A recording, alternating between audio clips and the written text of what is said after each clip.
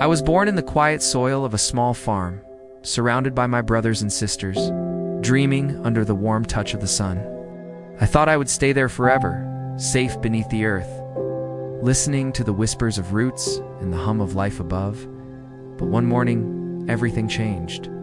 The ground shook, a hand reached in and pulled me out into the blinding light. For the first time, I saw the world, blue skies, green fields, and laughter. I felt proud. "Fine potato," the farmer said. I didn't know what it meant, but it sounded special. Days later, I found myself in a basket with hundreds of others. Some were scared, some excited. We whispered to each other about where we might go.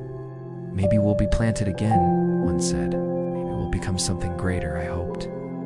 Then came the factory, bright lights, cold machines, fast hands.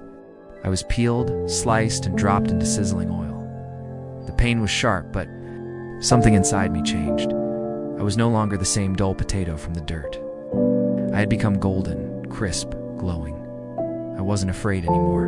I was reborn. When I landed in a box beside others, I heard the first giggle of a child. She reached for me with tiny fingers, her eyes sparkling with joy. Her mother smiled too. I felt it, happiness. I had become a reason to smile. But soon I was gone, eaten, forgotten, replaced by new ones. Yet my crumbs stayed on her lips as she laughed, her laughter echoing like music in the air. For a moment, I existed not as food, but as joy. Not every potato was so lucky. Some were mashed, some boiled, some left to rot. I thought of them often, wondering if they too had found their meaning. Maybe being remembered even for a second was enough. I thought my story had ended there.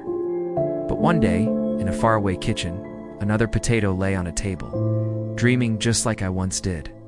The cook smiled and said, "Let's make something special."